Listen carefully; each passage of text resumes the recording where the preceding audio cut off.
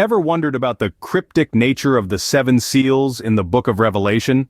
This question has sparked the curiosity of countless minds across centuries, leading us into an exploration of a profound mystery deeply embedded in the sacred pages of the Bible.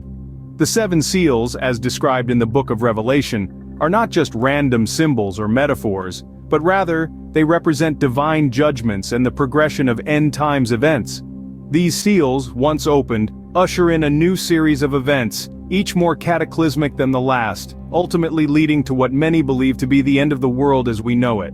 The first seal, when loosed, brings forth a rider on a white horse, symbolizing conquest. The second seal reveals a rider on a red horse, the embodiment of war. The third seal introduces us to a rider on a black horse, representing famine. And the fourth seal? It presents a rider on a pale horse, the embodiment of death and hell. But the story doesn't end there.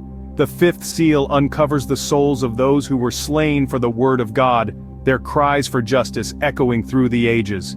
The sixth seal triggers a great earthquake, the sun turns black, the moon becomes like blood, and the stars fall from the sky. The seventh seal, however, is the most mysterious of them all. When it is opened, there is a silence in heaven for about half an hour, creating an almost palpable anticipation of what's to come. The seventh seal is the culmination of the divine countdown, the precipice of the end times. It is at this very moment that the seven angels are given seven trumpets, ready to sound them one by one, signaling the next phase of the apocalyptic journey. The seven seals of the Book of Revelation are more than just a religious enigma. They are a profound testament to the unfolding narrative of humanity's destiny, a divine countdown to the end of times. As we delve deeper into this mystery, we find ourselves standing on the brink of understanding, teetering between fear and fascination. The seven seals, a divine countdown to the end of times. Who are the mysterious four horsemen that the Book of Revelation speaks of? These figures, riding on different colored horses, embody the calamities that will befall mankind during the end times. Each horseman carries a unique symbolism, painting a vivid picture of the trials and tribulations that await humanity. Our first horseman, astride a white horse, symbolizes conquest. This figure is often interpreted as a force of false peace or deceit, using the guise of serenity to usher in domination. The white horse and its rider, with a bow in hand and a crown on his head, represent the deceptive nature of power and the ease with which peace can be subverted. Next, we encounter the red horseman, the embodiment of war. This rider carries a great sword and is given the power to take peace from the earth. The fiery red color of his steed signifies the bloodshed and chaos that war brings, a stark contrast to the deceiving tranquility of the first horseman. The third horseman rides a black horse and holds a pair of scales in his hand. This figure is the embodiment of famine. The scales are a powerful symbol of scarcity and imbalance, representing the widespread hunger and economic disparity that will plague the earth. This horseman is a stark reminder of the human suffering that accompanies scarcity. Lastly, we have the pale horseman, the final and most fearsome of the four. This rider is named Death, and hell follows close behind him. The pale color of the horse signifies the pallor of death, and the presence of this horseman signifies the ultimate consequence of the previous three horsemen's actions. Together, these four horsemen of the apocalypse represent the hardships and calamities that humanity will face in the end times, as foretold in the Book of Revelation. They serve as a stark and haunting reminder of the potential consequences of our actions and the fragility of peace and prosperity. The four horsemen, harbingers of the apocalypse. What does the infamous 666, the mark of the beast, truly mean? This enigmatic mark, as described in the Book of Revelation, has intrigued and mystified scholars, theologians, and laymen alike for centuries. The mark of the beast is not just a number, but a symbol imbued with profound significance. In the 13th chapter of Revelation, we are told that this mark represents the identity of the Antichrist and his kingdom. It's a signature, if you will, a sign that points to the power and authority of this formidable figure. It's like a king's seal, an emblem of sovereignty that commands respect and obedience. But this is no ordinary king. This is a ruler who seeks to usurp the throne of God himself. The mark of the beast also serves as a sign of allegiance. Those who bear this mark on their right hand or forehead are demonstrating their loyalty to the Antichrist. It's akin to a soldier wearing his country's emblem, a citizen pledging allegiance to a flag. But in this case, the allegiance is to a force of darkness, a power that stands in opposition to all that is good and righteous. Furthermore, the mark of the beast is a requirement for commerce within the Antichrist's realm. Without this mark, one cannot buy or sell. It's like a passport, a visa, a ticket that grants access to the marketplace. But this is a marketplace that trades in deceit and oppression, a system that prioritizes power and control over justice and compassion. The mark of the beast is a symbol that encapsulates the essence of the Antichrist's reign: dominance, allegiance, and commerce. It represents a world order characterized by rebellion against God, a society that worships the creature rather than the creator.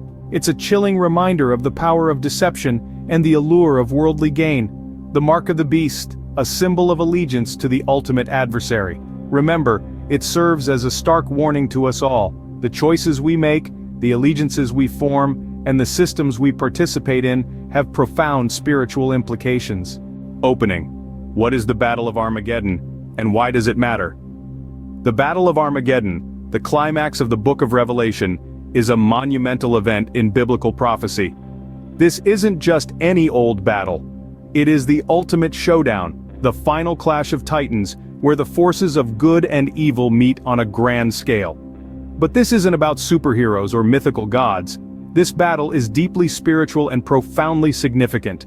The term Armageddon originates from the Hebrew Har Megiddo, which translates to Hill of Megiddo. This place, located in modern-day Israel, has been the site of numerous ancient battles. Yet, the Battle of Armageddon surpasses them all in its scope and its stakes. So why does it matter? For believers, it represents the final vindication of God's sovereignty. This battle is where evil is finally and completely vanquished.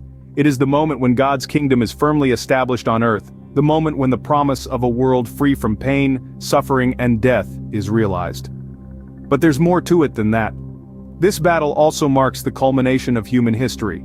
It is the definitive turning point, where the old order of things is swept away, and a new era of peace, justice, and righteousness is ushered in. It is the moment when every knee will bow, and every tongue confess that Jesus Christ is Lord.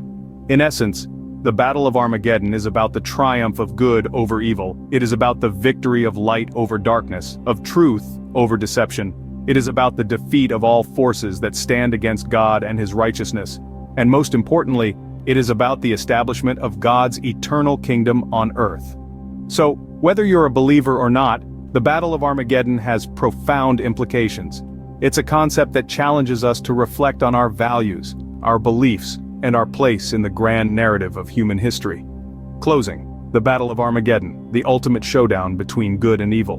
What is the New Jerusalem that descends from heaven in the Book of Revelation? This grand question marks our entry into the final scene of our exploration into the riddles of the Book of Revelation. The New Jerusalem is a symbol that pulsates with significance. It's described as a city, descending from heaven, radiant with the glory of God. However, it's more than just a celestial metropolis. It represents the eternal dwelling place of the saints, a realm of perfect peace and joy. This city is no ordinary city, it's a place where God dwells with His people, an image of divine community that is both intimate and awe-inspiring. The New Jerusalem is a vision of unity where the divide between the divine and the human is finally bridged, where the Creator and the creation live in perfect harmony. The New Jerusalem also carries a profound sense of restoration.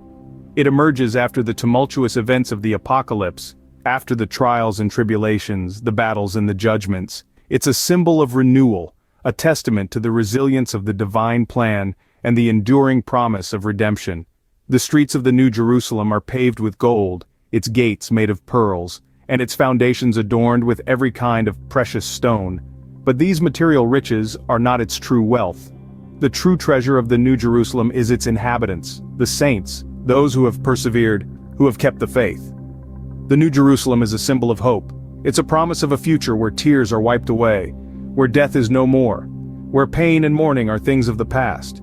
It's the eternal reward for those who have stood firm, who have held on to their faith amidst the trials of life.